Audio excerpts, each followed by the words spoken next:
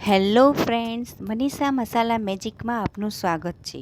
સંભાર અને રાયતા તો આપણે રોજે રોજ જમવામાં બનાવતા જ હોઈએ છીએ. તો ચાલો આજે આપણે પપૈયાનો લોટવાળો સંભારો બનાવીશું.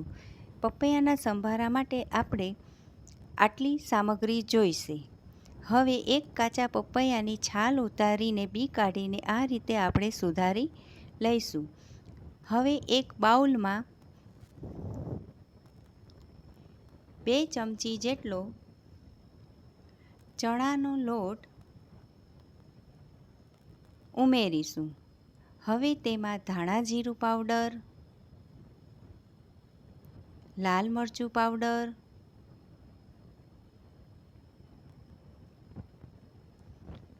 તેમજ થોડો ગરમ મસાલો ઉમેરીને બરાબર મિક્સ કરી લઈશું. હવે એક પેનમાં 1 થી 1.5 ચમચી જેટલું તેલ લેશું. તેલ થવા આવે એટલે તેમાં રાઈ, જીરું, 2 ચપટી જેટલી હિંગ,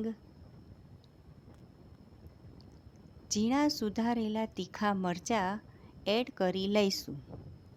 થોડા મરચાં થવા આવે એટલે સુધારેલા પપૈયાને એડ કરી લઈશું.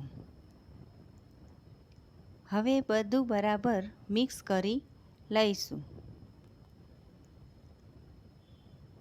મિક્સ થઈ જાય પછી તેમાં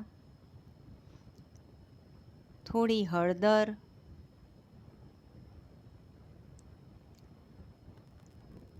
સ્વાદ પ્રમાણે મીઠું,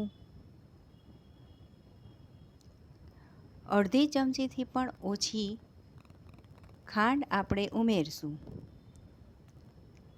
ફરીથી બધાને મિક્સ કરી લઈશું. બરાબર મિક્સ થાય એટલે તેમાં તૈયાર કરેલો ચણાનો લોટ ઉમેરી લઈશું. ચણાના લોટને ચમચાની મદદથી બધી જગ્યાએ પાથરી દઈશું. ત્યારબાદ આ રીતે નીચે લોઢી અને ઉપર થાળીમાં થોડું પાણી ઉમેરીને 5 મિનિટ સુધી ચડવા દઈશું. 5 મિનિટ બાદ થોડું હલાવીને